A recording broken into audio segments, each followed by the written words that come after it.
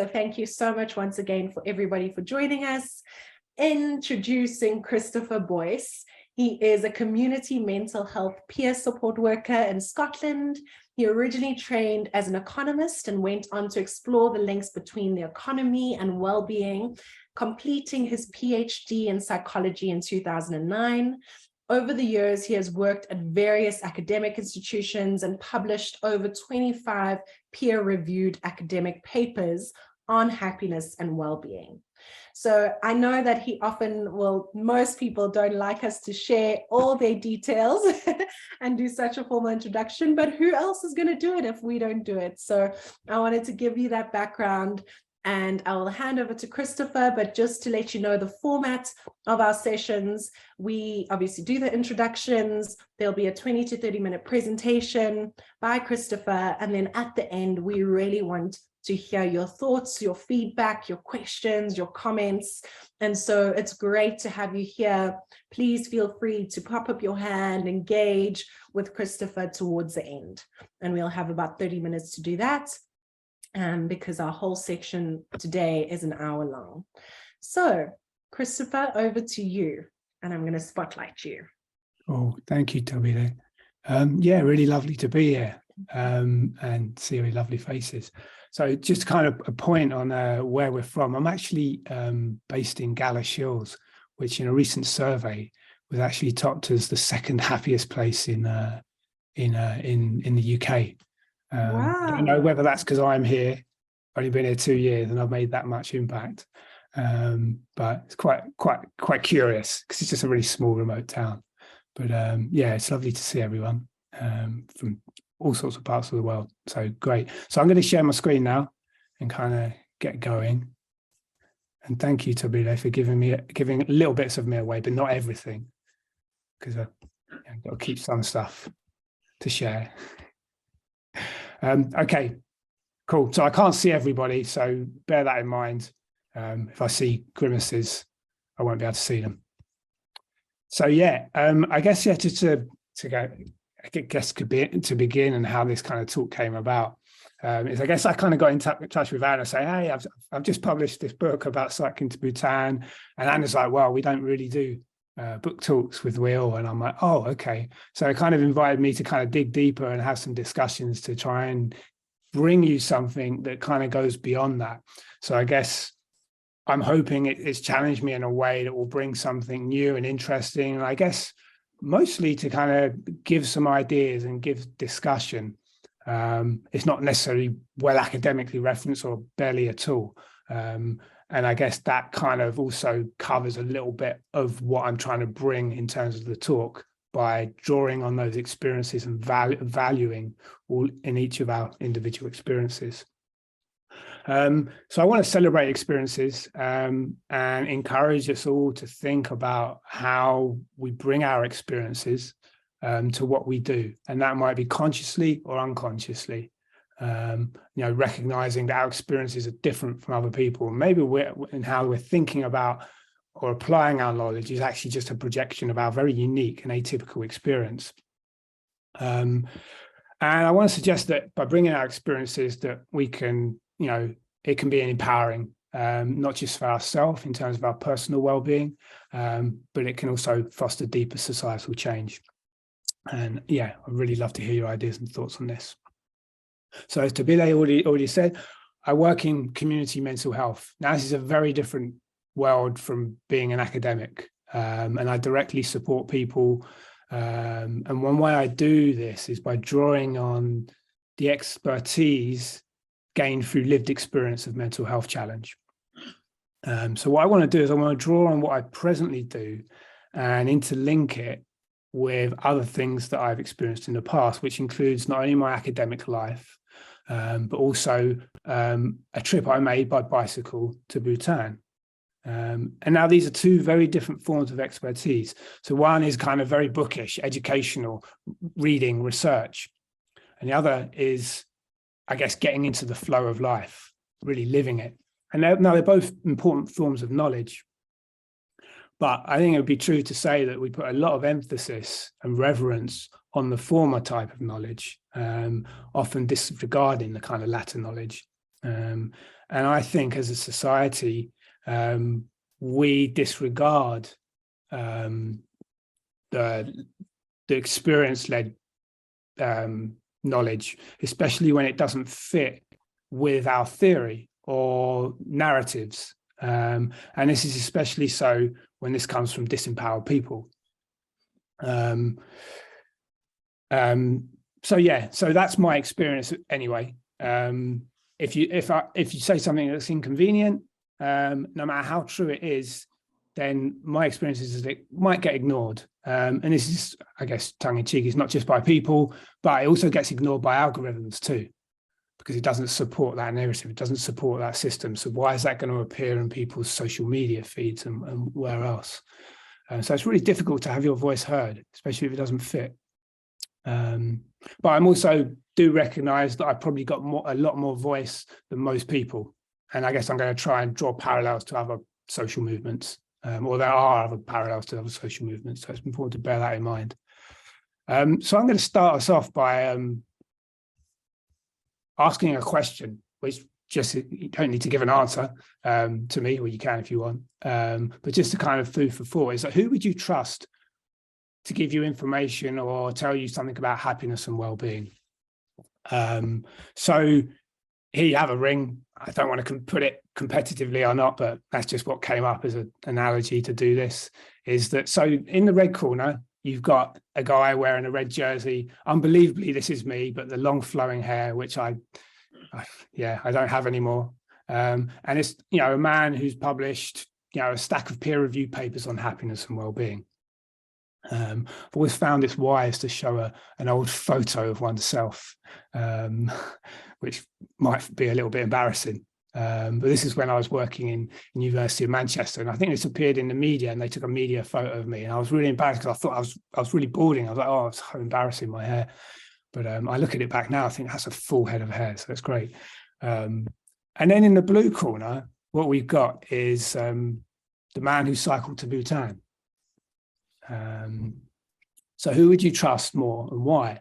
Now, I don't really mind who you answer, because of course I'm the same person, which by some accounts might mean I'm doubly trustworthy, but maybe not. I guess it depends on who you are and how you come to your experiences and your own learning. So your answer might depend on how you learn about the world.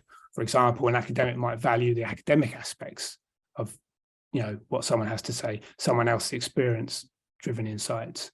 And I guess that was something that was quite apparent for me as I was riding my bicycle, as there was almost like part of me was judging this guy that was riding on the bicycle, because of course that wasn't how you acquire knowledge, and that wasn't respectable.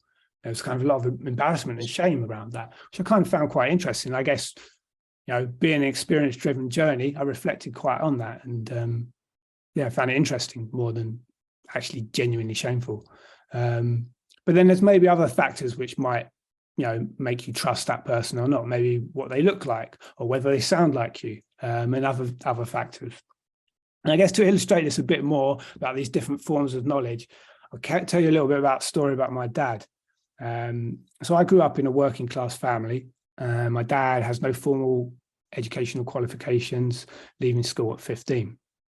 So sometimes I wonder about my background and how I managed to end up being an academic.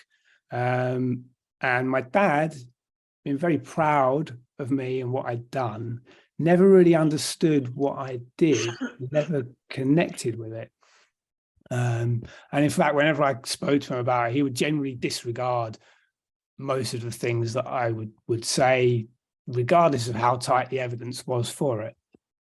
But then put me on a bicycle, and all of a sudden it opens up a deep, profound connection with my dad in a way that, transformed our relationship, but in a way where he started listening and being able to appreciate what I was saying. And I think this is something I've experienced since making that journey, in terms of how people relate to me and how they appreciate the knowledge that I'm bringing.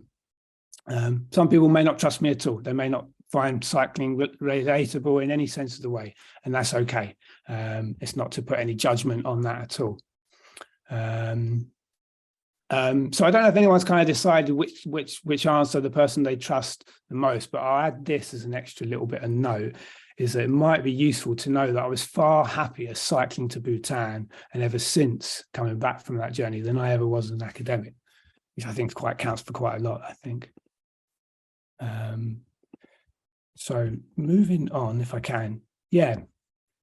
So I guess to kind of get into the crux of what I want to talk about is I want to draw on this term experts by experience. Now, I'm not sure if anyone's come across this term before and understands what it might mean. You probably have a kind of intuitive sense, but it's a term that's used in mental health that essentially values the knowledge of someone who's attained their expertise through having a lived experience of a mental health difficulty. And this comes in contrast to the knowledge that's I guess acquired through more traditional ways, through books, studying, lectures, taking exams, or even just being told about how the world actually is. And I guess the thing here is that with traditional knowledge acquisition, it kind of sets up a power imbalance, and that those with the voices are those that have that knowledge. And if you don't have that formal knowledge, then maybe those voices are not always heard. And that's definitely something that's appeared in mental health. People may not be encouraged to express themselves. They may actually not be able to express themselves. And they're not encouraged to do so.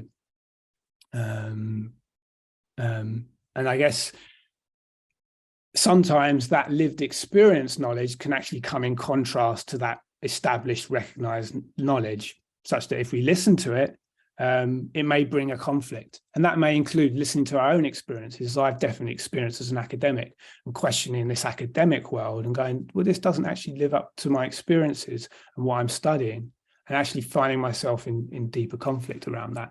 But also, fortunately, being able to question in it in a way that other people may not be able to.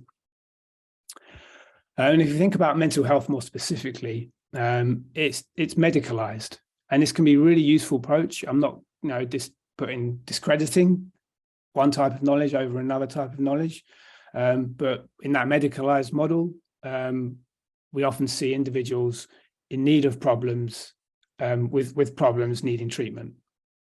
So people get diagnosed. Regular human emotions might even get pathologized, and people can generally feel disempowered by that experience. You might go to a GP or psychiatrist, and the expectation is that people are told what's wrong with them, even though there's often lots of time and space to listen to what's actually happening to the person. But even if they're not really listened to in terms of what they think is wrong with them, which is a vital part of it. So I work in peer support, and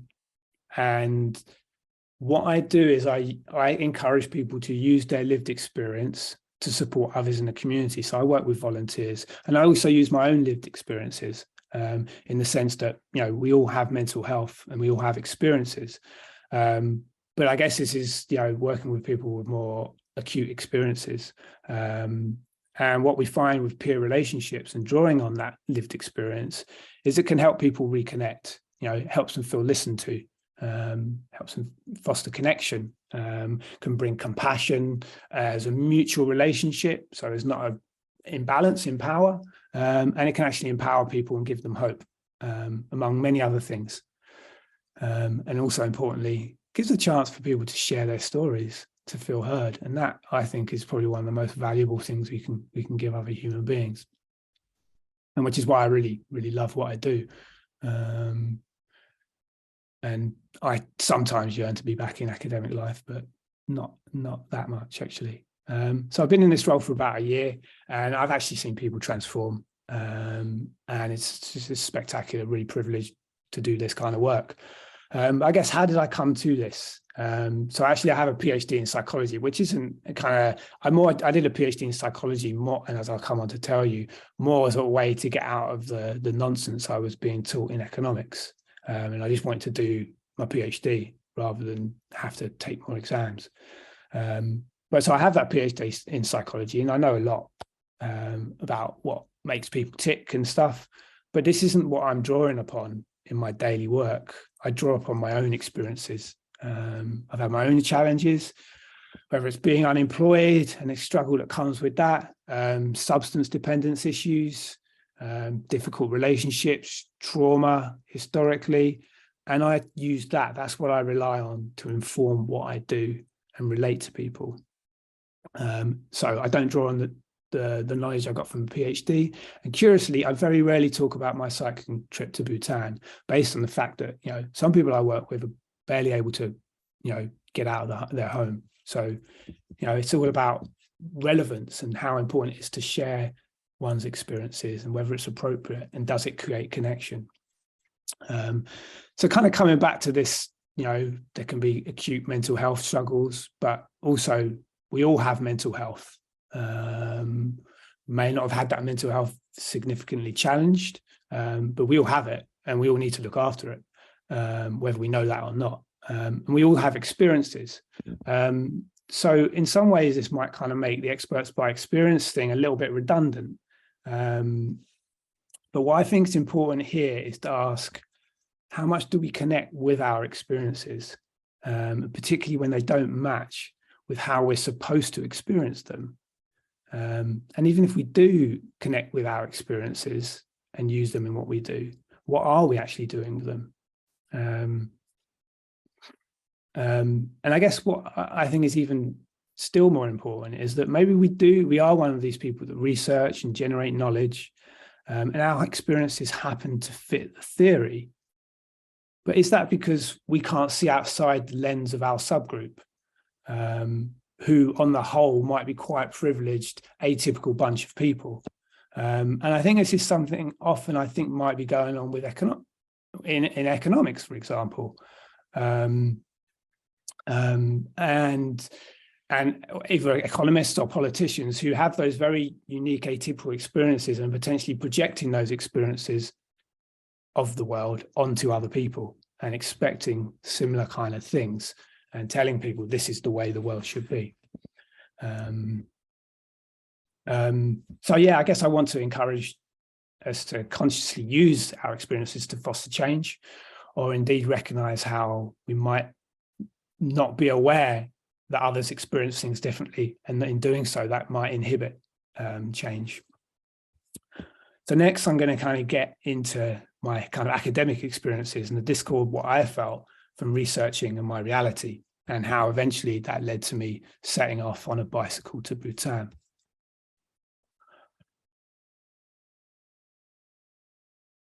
So yeah, a good way I like to describe my academic life is to begin with a story about stories. So as I said, my PhD was in psychology, and my research was primarily money and happiness. But before I began that PhD, I'd actually studied economics for nearly a decade. And I'd ended up in psychology, as I mentioned, more because I was just really annoyed with what I was being taught in economics, is it didn't actually match the experiences of the world around me. I guess, you know, the background I was from, I kind of almost used to question the experiences that my family had. And it's like, why aren't they acting like the theory says they should be acting? And I guess after a while, I just felt this was too disjointed. So I moved to psychology to, I guess, get deeper into my understanding of human behavior. I go around psychology as an early PhD student, you know, telling them about that I was going to be researching money and happiness. And people will kind of say, oh, that's very interesting, and not really say much more. They'll be very polite. And it took me a while to realize that behind those polite smiles was an inability to understand why I'd want to waste my time researching such a subject as money and happiness. And I eventually found out that there'd been decades of psychological research showing that money, though an important factor in happiness up to a point, was on the whole not a strong predictor of a person's happiness. And I felt disparaged. I thought my PhD was in tatters. But it didn't really add up, because over in economics, they were really excited about this question of money and happiness. And economists were showing, with scarcely any reference to work in psychology, that money had a major role to play in making people happy. And that's what I was reading about in the economics journals. And I find it really confusing. And I guess I was motivated by my own lived experiences of money, or maybe not having enough growing up. And it seemed clear to me that there were way more important things in life. And so I explored things further. And what this experience brought home to me was two things to ponder about. First is how much of our individual and collective beliefs come from what we're taught and told. So there's me as an economist being taught and told to believe and think this way, as much as the same message coming from outside the economics area, just in mainstream marketing, for example. And the second thing is that to what extent are the people that are doing the telling, the powerful people, drawing on their own experiences, which may be atypical and not like most people, rather than a kind of more generalized experience, as I talked about, maybe in economics, maybe in politics as well. I spent about a decade researching money and happiness, and I was pretty successful at what I did, published really well. I was trying to constantly interweave economics and psychology, trying to explore the effects of like status or rank on happiness, exploring how income losses were quite detrimental to people's well-being, and whereas positive income gains weren't that important, exploring indebtedness and how that fueled unhappiness, and various things such as this. And trying to highlight how other things, be it mental health, physical health, our relationships, our social and emotional skills, how important these were in comparison to things such as money. And as I say, I was successful, but there's a really curious thing is that I wasn't very happy doing what I did. I struggled to focus on developing my relationships. I struggled to improve my health or develop my social and emotional skills, simply because there didn't seem like there was that much time to do it. And I felt a real incoherence and incongruence in me. And to the point where at first I kind of thought there was something wrong with me. And I just tried to get on with it and make better choices. Sort of choices, the sort of things that they remind you and tell you about on International Day of Happiness that you should be doing and know deep down are really important for happiness. And I guess I would feel angry and frustrated about being reminded of things that I knew in my heart I should be doing, but couldn't. And I guess as the years went on and I developed as a human being and a researcher, I kind of began to appreciate that deep down in my core, there was nothing actually wrong with me. And what my own experience was telling me was something different from what I was being told. And I knew that there was more to it. Why was it I would feel so anxious every time I walked into a supermarket or a commercial shop? Why did my mind start racing whenever I'm on the internet looking at social media posts? And why is it I'm forgetting about my body and not looking after it?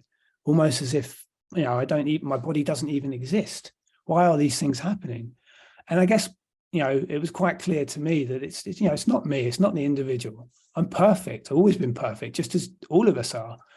And I guess the choices that I'm making are trying to survive within a context. And if that context is, designed to maximize productivity and efficiency as an ultimate end and not my well-being, then of course it's going to be more difficult to make these choices for greater well-being.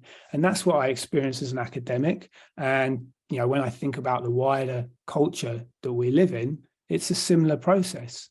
And not only that, I'm talking from the experience as a white educated man. Other people will have different choices and potentially more difficult to make choices, and they may be more squeezed than other people. And I look at myself and think, most people can't step outside the context entirely and go on a random cycling journey to an obscure destination, let alone feel empowered enough to bring a voice to this difficulty in a way that it will be heard by other people, or at least be okay with it not being heard by other people, which I guess is how I often feel. And I guess I could see this quite clearly, and I attempted to challenge this amongst my peers, but no one seemed to want to listen. And I sometimes wonder, is that because it was too challenging, or is it just because people didn't have similar experiences to me? And even then, people would always kind of bring it back to choice. And I guess that's part and parcel of, training as an economist or psychologist, which is very individually focused and not really, giving much reverence to those societal factors. And I guess, I was so frustrated. My mental health or happiness, whatever you want to call it, was, at threat. And I kind of felt like it was time for me to make a choice and get behind that research and get deeper and more fully into experience, which is essentially what led to me leaving on a bicycle to Bhutan. And I'm sure everyone here knows of Bhutan. It's a country that faces its entire national policy on happiness rather than economic growth. Really inspirational. And it seemed like a fitting destination for an unhappy happiness researcher, and a fitting mode of transport in a way that I was hoping would help me connect to all those things that were important for me, physical, mental health, make better connections and more relationships. Also, just develop who I am, live authentically. And I guess added to that, I also wanted to tell a story that would get people interested in the research that I'm doing, that was experience driven, that other people like my father could relate to. And this was, essentially highlighting how difficult it is to make choices if that context is at root not in support of our happiness and well-being. I hope everyone's doing okay out there, because I'm speaking and my mouth is really dry. So I'm going to sip. Actually, maybe I'll just put my route on just so you can eyeball the route I took to get to Bhutan, which is not an expected route to get to a country in the Himalayas from Scotland. But I guess what my journey wanted to do was explore and deepen on all those different contexts that are really inspiring for me as a well-being and happiness researcher, where I think different contexts are being created. While you have your sip, Christopher, I just wanted to let you know we're at just over the half an hour. Oh, so we've got, yes. So just wow. letting you know, just for the conversation part. Okay. No, but we're loving it so far. Yeah. What's happening here? Okay, great. I'll whiz through this. So yeah, I wanted to explore different places across the world where there was a different context around well-being, and hopefully that would enable me to learn a little bit more about myself and the world around me and deepen on those experiences. So this one I made it. I did make it. And I guess this is me on International Day of Happiness on 20th of March, 2019. And I finally arrived in Bhutan. I never set out to be there for this day because the journey took twice as long as I anticipated it would do, because, going slower means more happiness, as I learned to my detriment a few times on the journey. But just before I got there, I kind of asked myself whether I would be I could claim to be the happiest person in the happiest place on the happiest day. And I guess prior to that, I was pretty sure, you can see I looked quite disheveled and exhausted because I was, but I was pretty sure that none of these things would be true, given what I'd learned about myself and the world up to that point. But it still felt an important part of the journey to actually get there and complete it. And I guess one kind of thing that I think is quite important to ask is, well, who are the happiest people in the world? So if we have any idea of the happiest people, we'll probably think it's the Scandinavian countries, Finland, Denmark or something. And I think that's quite important to kind of highlight this difference between experience and experience and acquired knowledge, and how it suits an agenda. So the ranking we hear about each year is actually based on a type of happiness, which is based around thinking. It's based around achievement. And it's a type of happiness, coincidentally, that academics and rich industrialized countries tend to score high on. But it's not actually the kind of sort of happiness that most people might think of as happiness, is that kind of laughing and smiling type of happiness. Now, there's a lot of value in both types of happiness, but I think it's kind of interesting that, that type of happiness that academics who are championing this type of happiness tend to do really well on. Whereas the smiling and laughing type of happiness is actually Latin American countries that have more of this type of happiness. And this is, if you like, a more experience-driven happiness, feelings in the moment. And I guess it took me a long time to get in touch with that sort of happiness. And a lot of that came through, for example, my experiences in Costa Rica, which, as many people will know, does very well on a lot of quality of life indicators. And yeah, being there was a really critical part of my journey.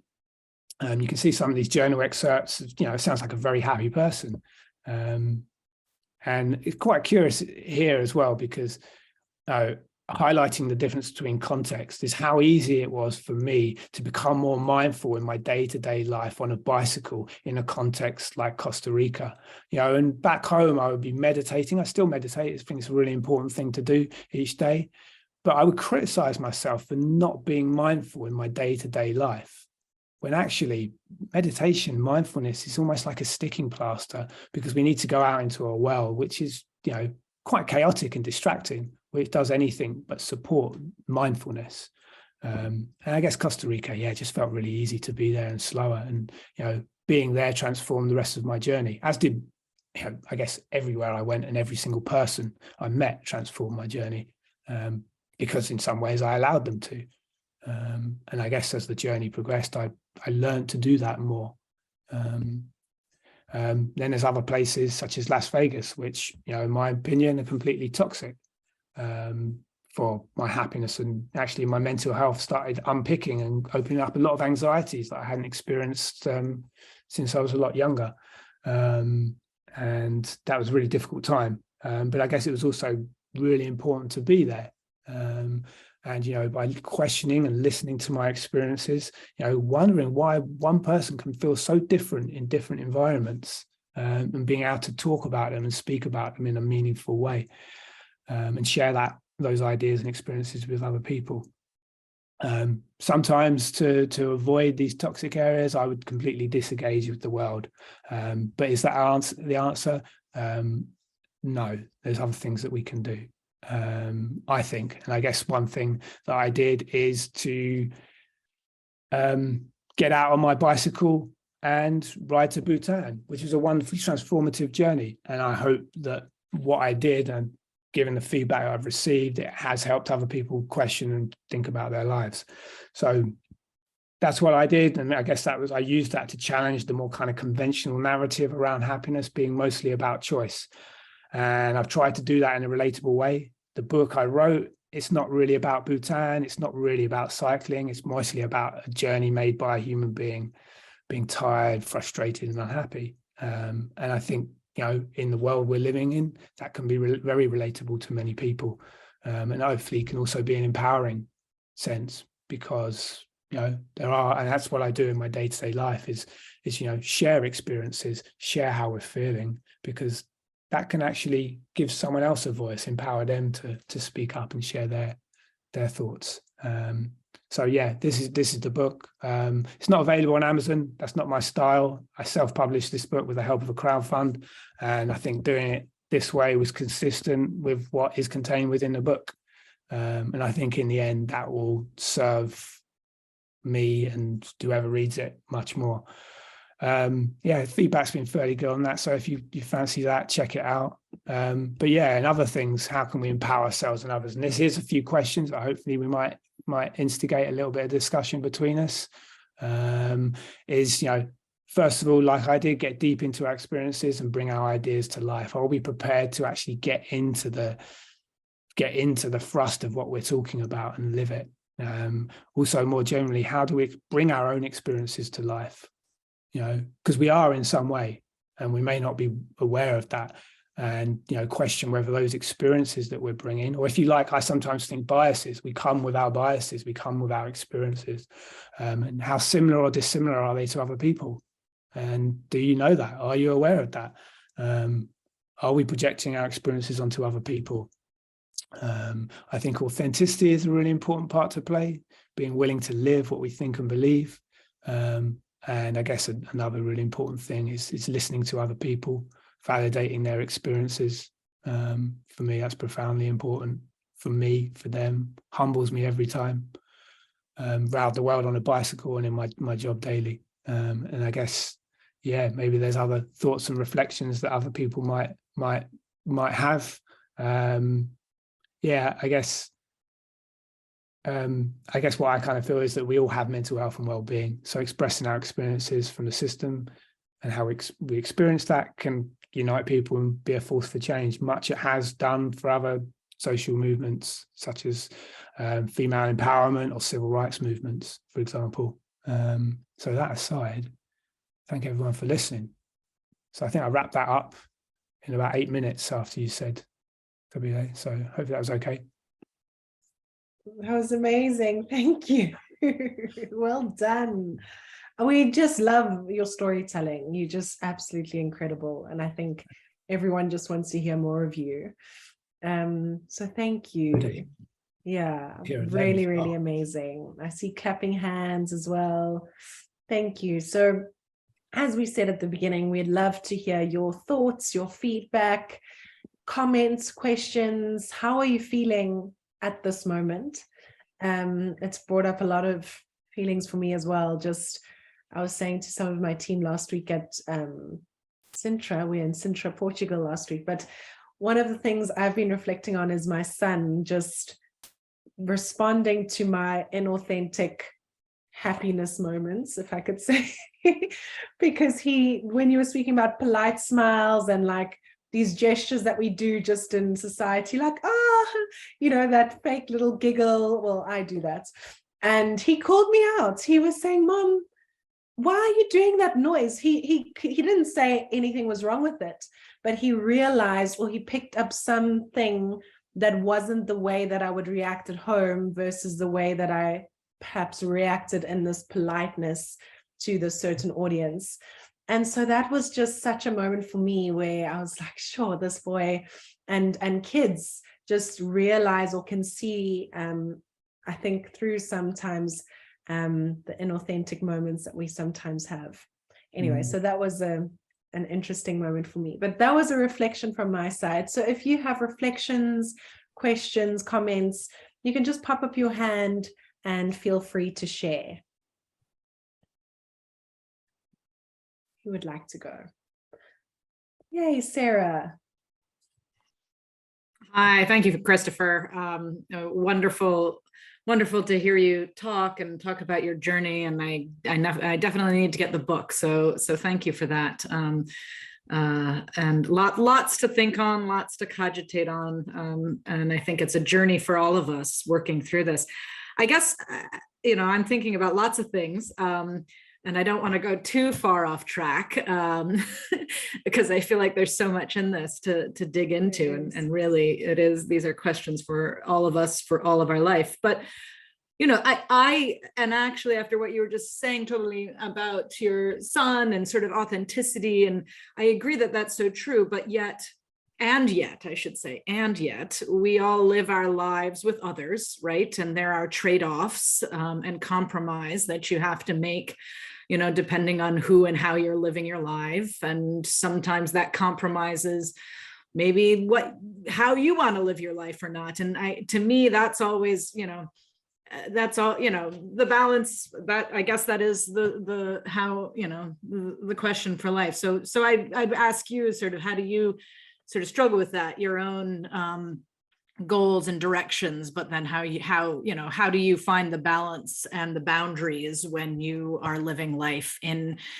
collective with others, and the trade-offs you have to make in that for your family and for your chosen family and for your communities and all that kind of stuff. So that's one question. And then part of that is, and then this is maybe semantic. I read an article once by Rebecca Solnit, who's a journalist and a thinker based in California, and she was sort of positing that happiness is not sort of necessarily a great metric. And I think this maybe, again, is semantic, because it's, how are you defining happiness? What are you thinking by it? And of course, in our modern culture, the notion of happiness as some kind of performative, no, everything's fine, don't worry about me, is indeed problematic.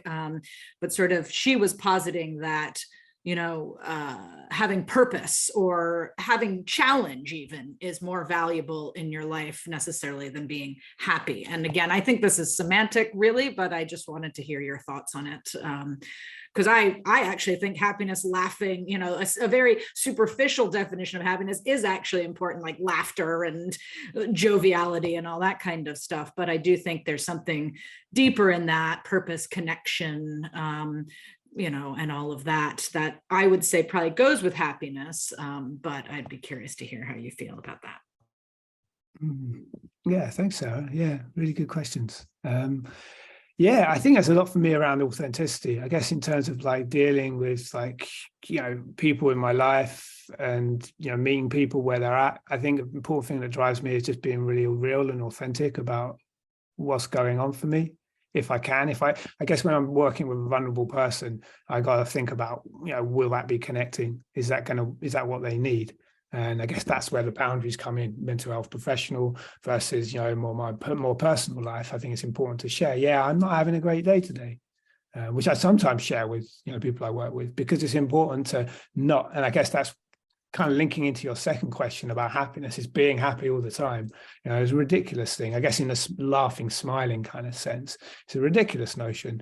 So to kind of put an emphasis like, yeah, I'm not feeling so good today, I'm having a bit of a bad day, and being open about that, I think that's great. I think it's really important. And for me, yeah, anything I'm experiencing emotionally, if I can find some way of sharing it with somebody, then I think it's important. And what I've found through that is that it often makes it okay for them to share that as well at some point. Maybe not as elaborately, I don't know, but it kind of gives permission to share what's going on inside, which I think is great. And yeah, kind of guess more that relates to that kind of happiness. I think laughing and smiling is a great thing and really positive, and definitely need more of that. But we also have to be real about the fact that sometimes sadness happens, things that are really crappy happen, and it's okay to feel sad about that. And I guess when I think about mental health generally, a lot of disorders have come through pathologizing regular human emotions. I mean, when you lose a loved one, it's pretty normal to grieve, and go through a certain process, which may be different for different people. And yeah, sometimes it can trigger certain things that could spiral into other things. But, it's so, I guess when something outside of us that's happening, which is really terrible, and being anxious and frustrated about it is okay, doesn't mean there's a problem. And I do think that, the way mental health is sometimes looked at, or even happiness is sometimes projected, that there's a problem there, and there's not. But also kind of building on that is that, there's all sorts of different types of happiness, and the laughing and smiling part goes a long way. But meaning and purpose for me. And I guess that's what drove me around the world on a bicycle, because there's no way I'm going to, cackle heartedly to myself every time I'm, on a lonely road, I'm going to meet challenge, and I did meet a lot of challenge. And, it's that purpose and meaning that gets me through it every time. And so that's the thing that I value the most. And it's a type of happiness, it's the eudaimonic type of happiness. It's purpose seeking. And I think, I guess one of the surprising things is that when I got to Bhutan, the term for happiness, or the term they use in Bhutan is, I'm not going to pronounce it right, but dekhied, which is translated in English as happiness, but actually has a more direct meaning of kind of peace and tranquility, and actually might be more synonymous with a kind of deeper, meaningful, purposeful sense of happiness, was my kind of sense. So I hope that kind of answers some questions, but thank you for your thoughts. Rose, yes, you can go ahead. I thank you. I really enjoyed listening to your stories. At one point, you contrasted the experience in academia with the other experience of you felt more experiential. I wondered if you'd come across action research, and what you thought of it, if you had. I haven't. Please tell me more. I feel like I should come across it. Sounds amazing. I'm not an academic, but I did dip into it going back to grad school a few years ago in the UK. And action research was the only thing on the agenda, a small college, which is based on first person experience, but in a research context. So rather than framing research as something objective, it was very much centered on a personal experience, but also reflecting on academic work on the subject, and bringing that in as if in a conversation with those previous or peer thinkers. And so it was jumping off the deep end for me, because I'd never experienced that, and a very different way of doing research. And so it seemed to integrate the two polarities that you talked about. So I thought it was relevant. Yeah, it's very relevant. Yeah, thanks for sharing that, Rose. Yeah, I'm curious to know more, and I will kind of try and find out more about that and see how I can use that and apply that to what I'm doing or have done. So thanks for that. Yeah, and you applied that to your own life. You worked with that active research. I'm not an academic. I ended up leaving early, but what I did take away was we were asked to do, first thing when we arrived at school, we're asked to have a learning journal where we recorded our own our personal responses. So it wasn't note taking from class or from reading, but where we noted our personal responses and reflected on them, and maybe channeled it into further inquiry and experiments. It's like, oh, I responded this way to something that happened in class or something, and I wonder if I did this. And so it was an ongoing personal reflection on our own responses and thoughts, and so it was fascinating. And I tend to do that still. Wow, yeah, it's something I'm thinking of. I say there's a counseling therapist called Carl Rogers. It's making me think of him quite a lot. Kind of person-centered approach to counseling, and kind of really reflecting and working on the self, and how we use that to work with other people. That's what it's making me think of. But I'm really curious. So thanks for that. Thanks, Rose. Anyone else want to comment or ask a question? There's Matt. Thank you. Hi, Chris. Very nice to see you again. Yeah, I've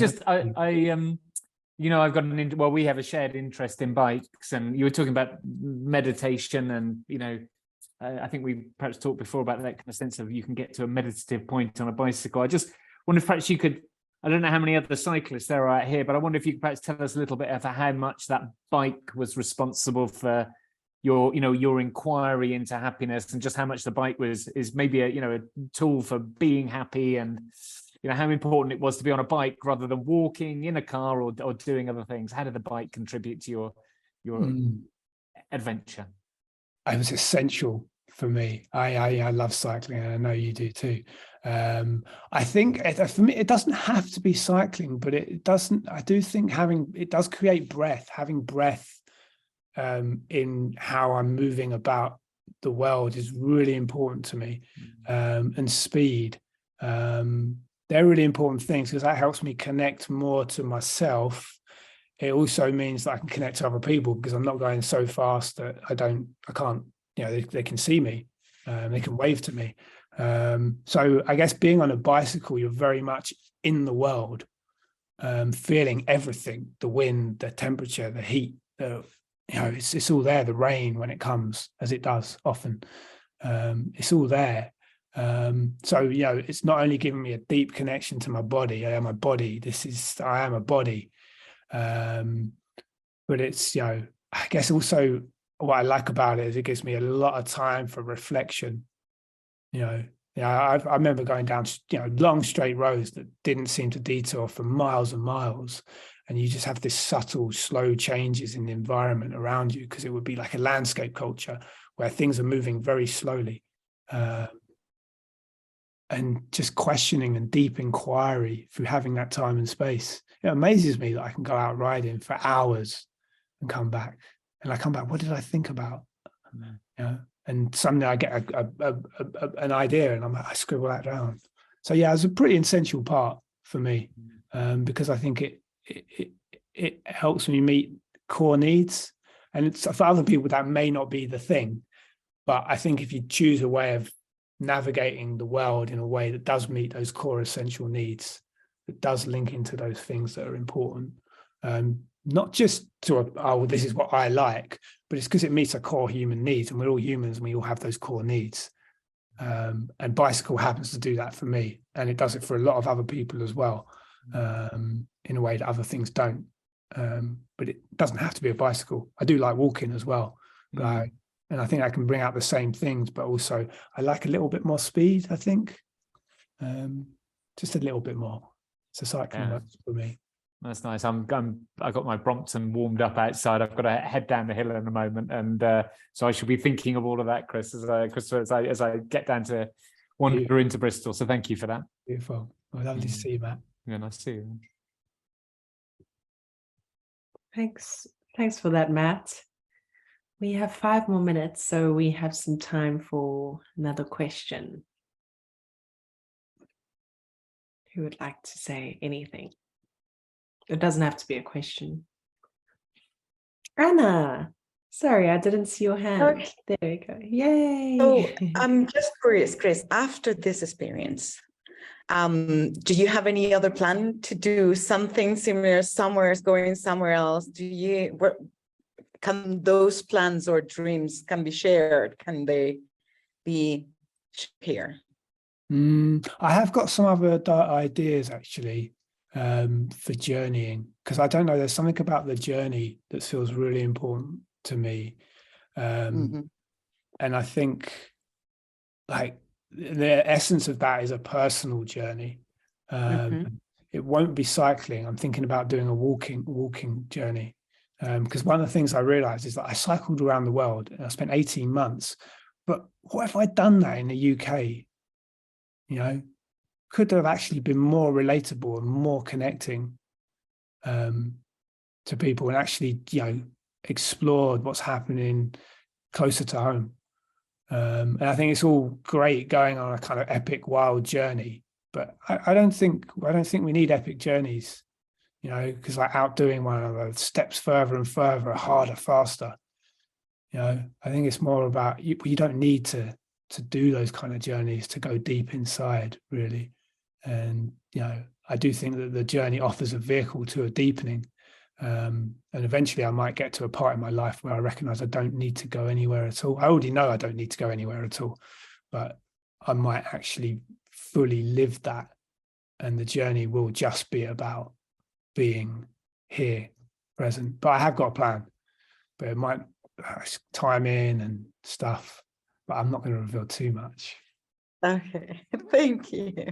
Thanks, Anna. Does that mean another book, Christopher? I never planned to write a book out of this.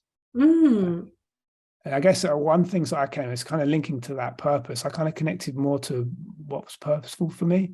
I always knew it was important, but like I want to, as cliched as it might sound, is I want to make the world a little bit happier, right? And I can see myself doing that in 2 ways: by increasing my own happiness, which I tried to do, but also, sharing that with other people, making them a little bit happier. And that was what drove me on for my journey. I've forgotten what I was going to say. That's terrible. No worries at all. We love it. I forgot I where just we were wanted going. I think I was getting in a story. You know, when I sometimes find that when I get into a track and well, this is what I've got to say, and then I get lost. What was the thing you said to me? No, it was just to see if you would write a book on your next journey yes, in the UK. Yes, sorry. Oh God, miles away.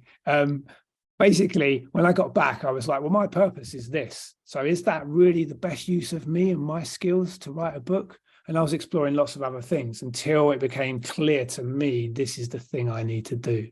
So, you know, there's no has to intention. Is that the right thing? And it became the right thing to me to do. I guess it's like a calling, like clarity. When I feel so deeply aligned with myself, the action is clear. Oh, I hear you.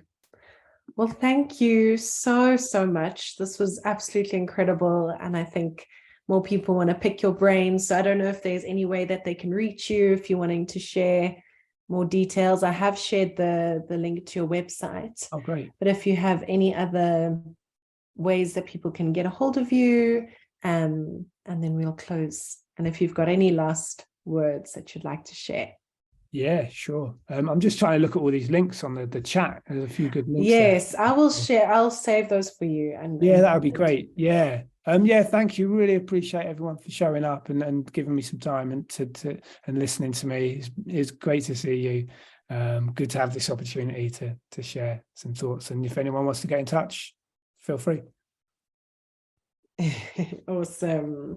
I know Christopher's popular on Twitter as well, so you can DM him on Twitter or through the website as well. But thank you so much, Christopher. We really appreciate it. I do think you deserve a huge round of applause. And yeah, just thank you so much for sharing your story. You are really such a great storyteller. I think I was like enthralled while I was hearing the stories of your dad and all your experiences. So thank you. And thank you to everybody here for joining us. We really appreciate your time. And yes, the WEAll Talks are back next year. I can't believe this is the last one for 2022. And 2023, we're really wanting to think about the way that we do these WEAll Talks. So if you've got any insights or feedback or suggestions, please let us know. We'd love to hear your thoughts. A new year, it's an opportunity to change things up. But we do have some talks lined up already, and Ecocide Law Alliance are very keen to do this talk in January. So they're launching a report in mid-Jan, and then end of Jan will probably be our first WEAll Talk with them. And yes, if you're interested in doing a WEAll Talk or interested in WEAll and you haven't been part of the movement or, part of the organization and alliance, please reach me. My email is tobile@weall.org, and you can become a member or part of the movement as a citizen. Anyway, so that's it from me, and that's it from Christopher, and we'll see you guys soon. We'll get this recording onto YouTube so that you can share with your family and friends. Bye, everybody. Thank you so much for joining. Bye.